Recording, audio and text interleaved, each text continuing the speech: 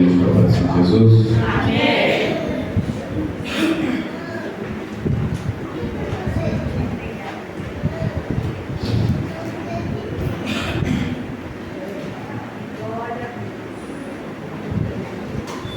Deixa eu falar uma coisa para os irmãos antes de começar a ler a palavra. Vocês estão todos me ouvindo? Tudo certo? O ventilador está ligado aqui, às vezes a gente tem a impressão que a voz não chega no fundo. Muitas das vezes, quando nós fazemos as coisas de cara e coragem, bateu na cabeça, eu fiz, muitas das vezes não provém do Senhor. Mas quando nós temos medo e receio de fazer aquilo que está no nosso coração, normalmente ele vem do Senhor. Porque nós estamos aptos para agir conforme o nosso coração e não conforme a vontade de Deus. Muitas das vezes Deus manda fazer 5x e a gente só está preparado para fazer 1x. E é isso que nos dá medo. Estava falando, porque o Ricardo falou que não queria oportunidade, eu falei para ele, é por causa disso. Ele, por causa disso o quê? Eu falei, tem uma frase muito famosa que diz assim: o que me preocupa não é o barulho dos maus, é o silêncio dos bons. Porque quando um bom nega a oportunidade, algum mal se levanta. Uma lata vazia faz barulho e engana aqueles que não estão prontos para ouvir a verdade. Então é necessário que, mesmo com medo, eu falei para ele, Deus usou você para falar comigo, para confirmar a palavra? Não, para me lembrar que eu tenho que abaixar o meu ego. Porque essa semana mesmo eu falei para Deus que eu ia jogar tudo para cima, que eu não queria mais. Eu falei para minha esposa, nós já temos tantas coisas para tratar, por que a gente vai ficar ouvindo o problema dos outros? Deus tem conta, não é problema nosso. E aí eu meditei na palavra, eu vim como se o conhecimento fosse meu, e o Senhor falou comigo, essa semana mesmo, você falou que ia parar. Está vendo se não sou eu na sua vida? Então, quando você tiver medo para fazer aquilo que vem do Senhor, vai com medo mesmo. Porque muitas das vezes o Senhor vai usar você para falar com alguém que está precisando. Amém? Êxodo, capítulo 32.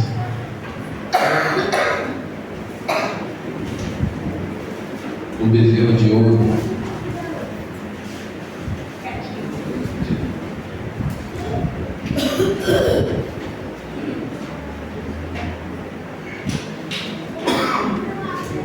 Todos encontraram? Êxodo capítulo 32. O povo viu que Moisés demorava para descer do monte, então reuniu-se em volta de Arão e lhe disse: levante-se e faça para nós deuses que vão adiante de nós, pois quanto a este Moisés, o homem que nos tirou do Egito, não sabemos o que lhe aconteceu. Então Arão responde: tirem as argolas de ouro das orelhas de suas mulheres e de seus filhos e de suas filhas e tragam para mim. A igreja pode se sentar. O texto continua dizendo assim: então o povo tirou das suas orelhas as argolas e as trouxe a Arão. Este, recebendo da mão deles, trabalhou o ouro com o buril e fez dele um bezerro de metal fundido. Então disseram: são estes, ó Israel, os seus deuses que tiraram você da terra do Egito. A palavra do Senhor começa bem interessante quando o povo, não muito temente, mesmo presenciando o milagre, se dirige ao sacerdote Arão e fala para ele: quanto a este Moisés, homem que nos tirou do Egito. Aí o povo já mostra que não estavam focados em Deus, eles estavam focados neste homem. Tá aí, estavam focados neste homem, Moisés, que nos tirou da terra do Egito. Então o texto já começa nos mostrando que o povo que tanto murmurava no deserto não estava olhando para Deus, ele estava olhando para Moisés. Estava esperando em um homem tão falho quanto eles, homicida, fujão, medroso, para alguns gado, para outros que não dominavam o hebraico, mas ainda assim era um homem. Aonde está a sua esperança hoje? Em Deus? Não foi por causa dele que nós estamos aqui? O texto continua e diz assim: são estes, ó Israel, os seus deuses que tiraram você da terra do Egito. Arão, vendo isso, edificou um altar diante do bezerro e fez a seguinte proclamação: amanhã haverá festa ao Senhor. No dia seguinte, madrugaram, ofereceram holocaustos e trouxeram ofertas pacíficas. E o povo sentou-se para comer e beber, e levantou-se para se divertir. Então o Senhor disse a Moisés: vá, desça, porque o povo, o seu povo, que você tirou do Egito, se corrompeu, e depressa se desviou do caminho que eu lhe havia ordenado. Fez para si um bezerro de metal fundido. Outra coisa que nos preocupa nesse texto é ouvir que imediatamente Arão, talvez não tão focado quanto deveria, ouve a murmuração do povo e, sob pressão, atende o chamado do povo. Aquilo que ainda estava no seu coração, ele atende de forma rápida. Perceba o seguinte: no mesmo livro de Êxodo, lá para frente, Deus fala para Moisés: desça, prepare o povo, mande-se consagrar e subam ao monte. O povo fica com medo daquilo que Deus quis. Mas na hora de fazer o bezerro do ouro, aquilo que estava no coração deles, ninguém teve medo de nada. Bateu no coração, achei graça, vou lá e faço. Mas já dizia o Davi: enganoso é o nosso coração. Instrução que dá para o seu filho Salomão: de tudo que tem que guardar, guarda o teu coração.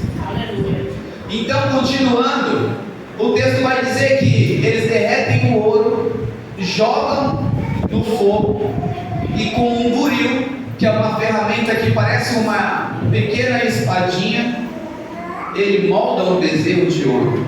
Outra coisa que nos preocupa é: o bezerro de ouro saiu tão fácil, porque esse molde já estava no coração de alguém.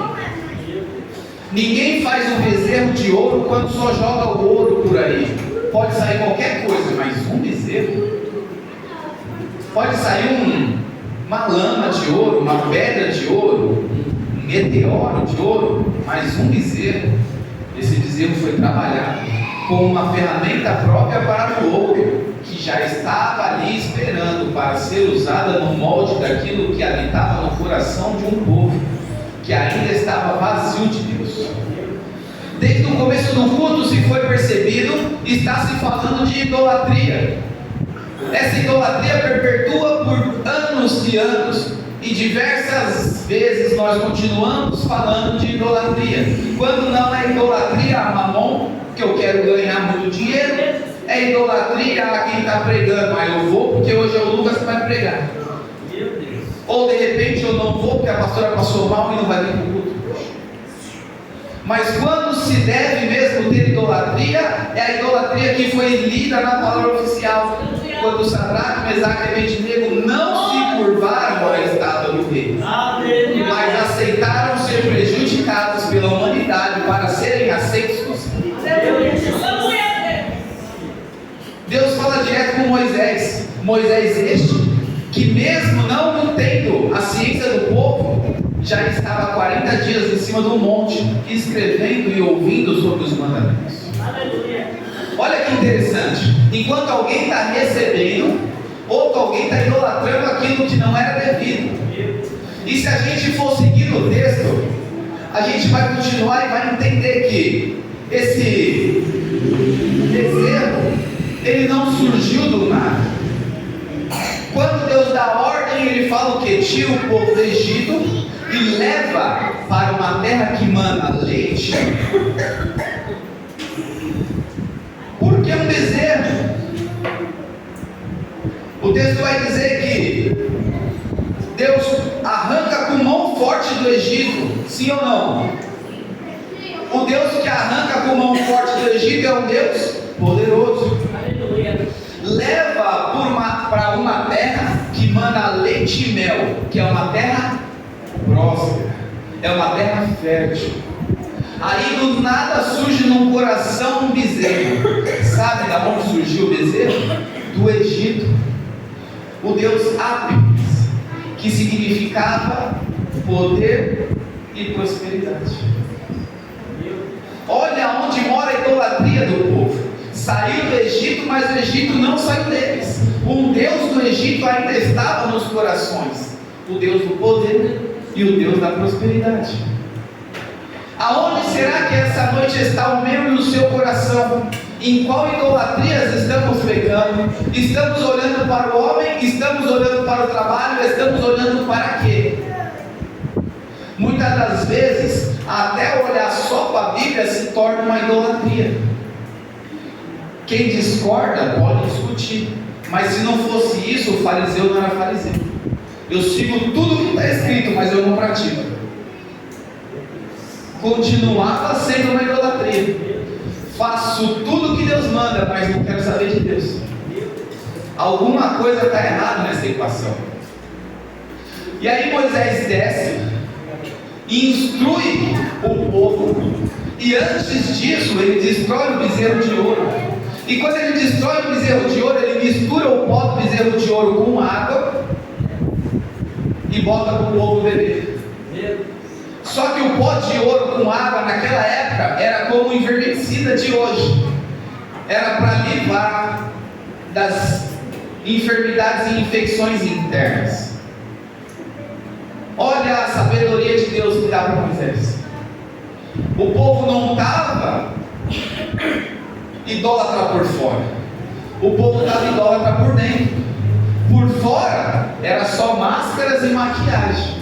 Estava todo mundo andando bonito. Estava todo mundo parecendo que estava cheio. Mas por dentro estava todo mundo infectado.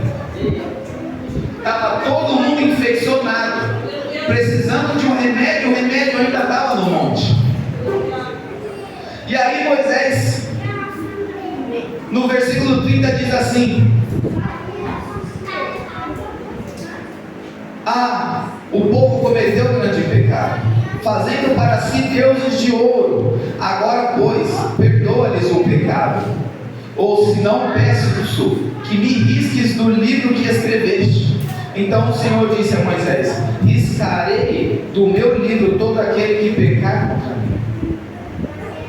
Só que antes disso, o mesmo Moisés que tem autoridade para falar para Deus: se eles não forem, eu também não quero ir.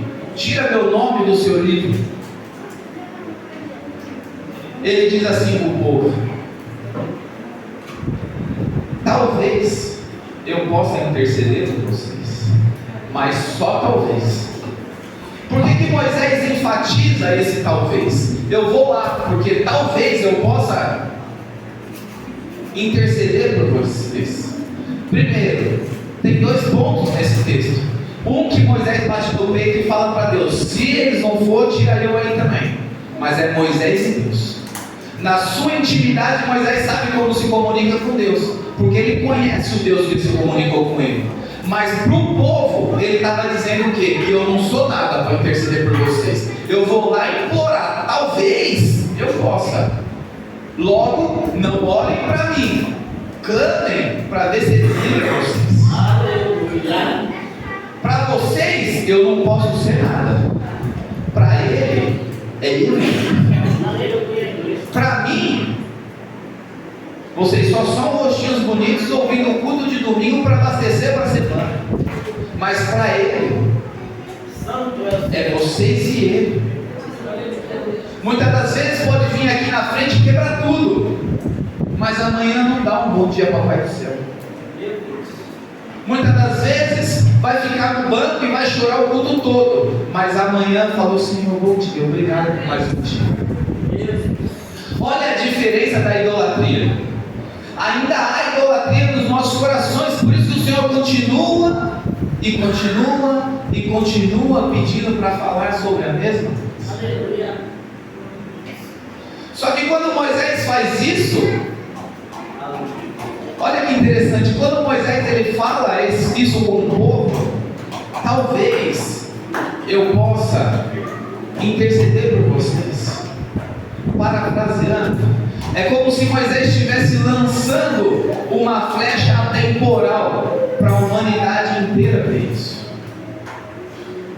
Sendo assim, presta atenção no hino que os jovens cantaram: tô de passagem, sou separado, Deus já me comprou, não voltarei ao velho homem, sou nascido do Espírito de Deus, aonde o vento sopra lá vou eu, muitas propostas e guerras trará, tenho então que engana, mas vigiando a brecha já fechei, porque eu criador me lembrei, um dia a mão vai me alcançar, geração forte tem que suportar, a minha fraqueza viu o teu poder, e dos espinhos graça renascer, não trocarei minha aliança não, por um momento de aceitação, o que eu tenho ninguém vai roubar, sou sua flecha, pode me lançar.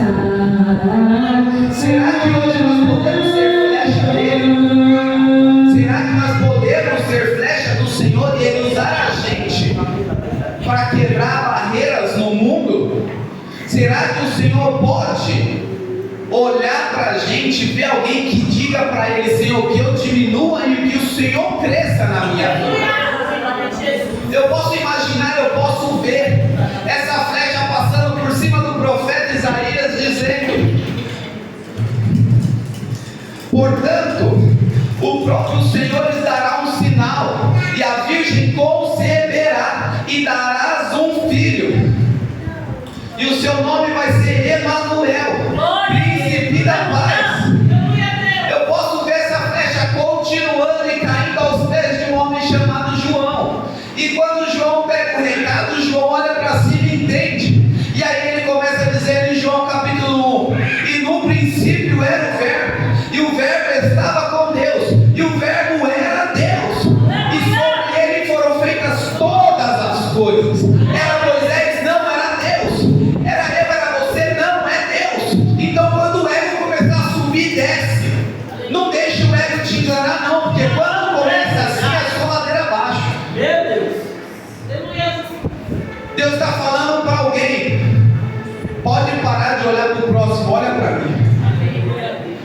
Para de olhar para o humano.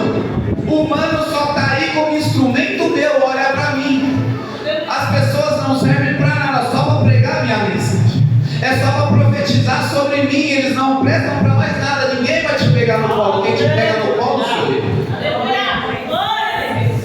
Jesus, no mesmo João capítulo 14, vai dizer assim: eu sou o caminho, a verdade e a vida, ninguém vem ao Pai senão. Se vocês conhecem a Ele, também conhecem ao Pai. E aí não tem Moisés, não tem Arão, não tem idolatria que derruba o homem mais, porque quando o homem olhar para ele, ele vai dizer: eu não me prostro mais, pode me queimar não. Eu não vou parar de orar mais, pode me jogar para o leão. Eu não vou me preocupar mais se vão falar de mim. Eu vou botar na mão dele. Eu vou ser um filhinho de papai, bater no joelho e falar: Senhor, estão falando mal de mim, mas o Senhor sabe que eu ainda sou pior do que falam de mim. Senhor, estão me elogiando, mas o Senhor sabe que eu sou mal demais para receber esse elogio. Filho, o que tu queres? Quero que o Senhor cresça e que eu te livre. Eu quero que quando tu estiver cansado, falando: Senhor, eu vou largar tudo, tu te livre dele. E diga: Senhor, é por causa de ti que eu ainda estou aqui. Glória a Deus. O mesmo João, no capítulo 6, vai dizer assim: vinde a mim todos os que estão fracos e oprimidos, e eu vos aliviarei. Está cansado? Está oprimido? Está triste? Está querendo parar? Vai falar com ele. Está se achando que sabe demais? É melhor ir bater um papo com ele.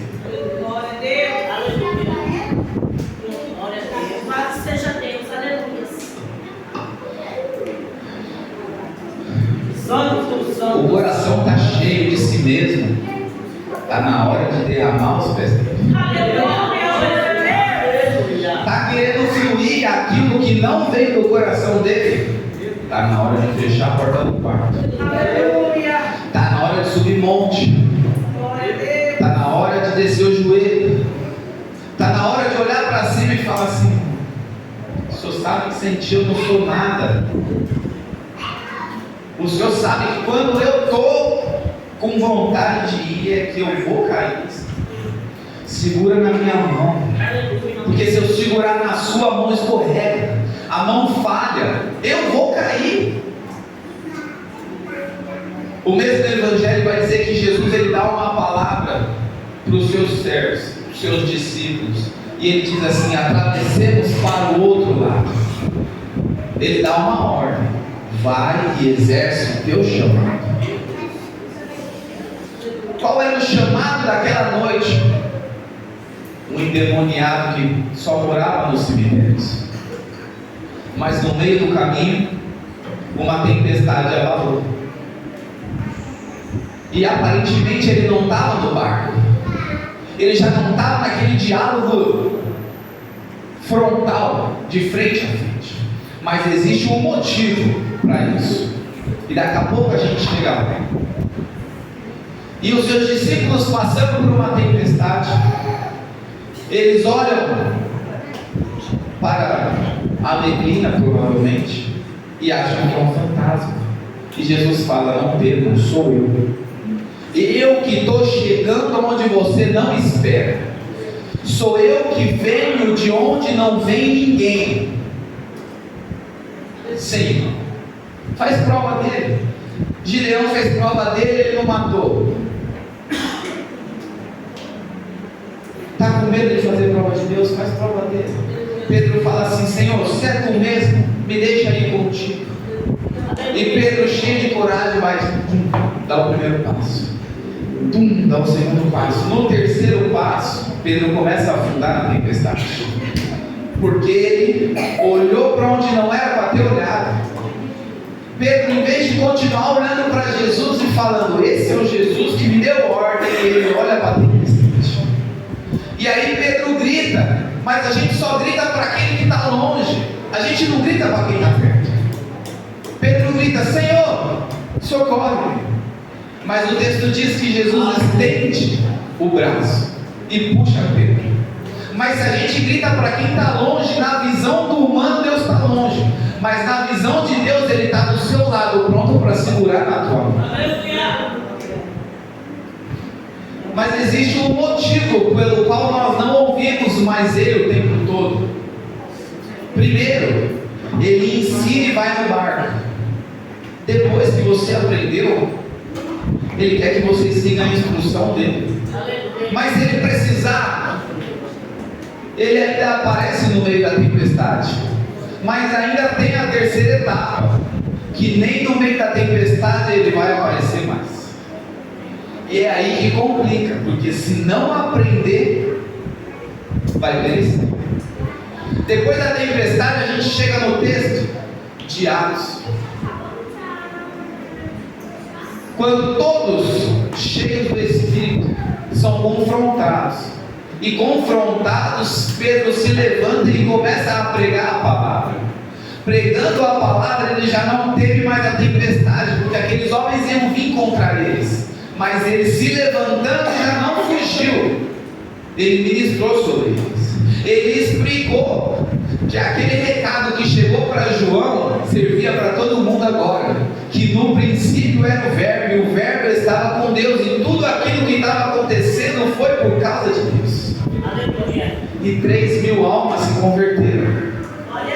Muitas das vezes o Senhor ele já não se comunica mais comigo e com você como era no começo. Já não leva mais um vaso para falar com você de perto, já não te dá mais sonhos, mas Ele espera que com a palavra guardada no seu coração você faça exatamente o que Ele faria. É aí que mora o problema da idolatria, porque quando não prestamos atenção nele, nós acabamos sendo idólatras. E mora o perigo. Você pode orar por mim? Não. Melhor você ir lá na igreja do Júnior Trovão. Quando ele ora, você pode jejuar comigo? Não, melhor ser lá na igreja das irmãs do coque, porque...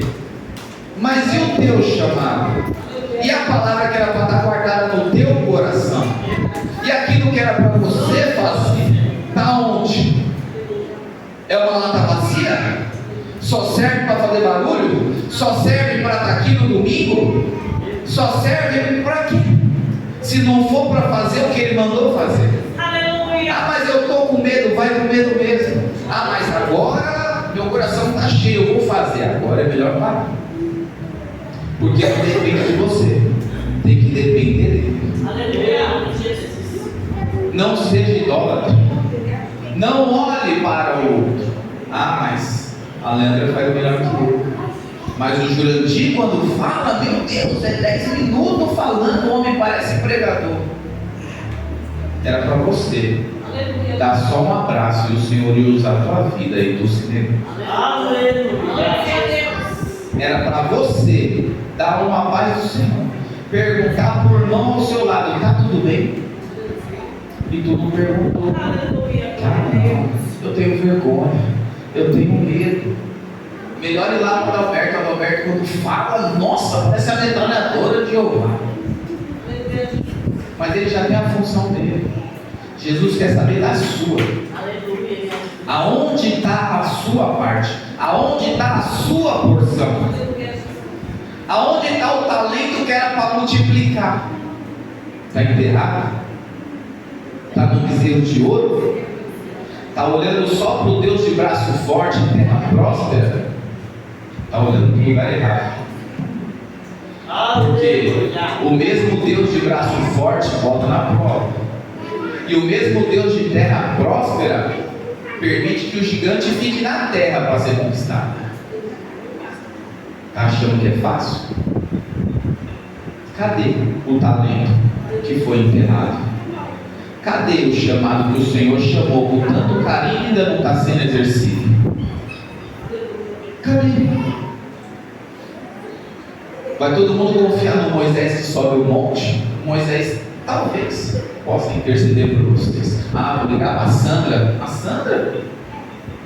A Sandra tem 500 pacotes de camiseta para arrumar na prateleira amanhã. Ela tem os problemas dela. Está na hora de você começar a orar. Está na hora de começar a vir na oração. Está na hora de começar a vir na consagração. Ah, mas ela pode auxiliar. Mas a sua oração quem faz é você. Eu posso falar o que está escrito aqui, mas a sua Bíblia quem tem que abrir é você. A palavra do Senhor é para ficar no coração hoje. Chega de idolatria. Exerce o talento que eu coloquei no seu coração. E através dele muitos frutos eu mesmo vou colher, Jesus. Glória a Deus. E eu agradeço a oportunidade, sua aula.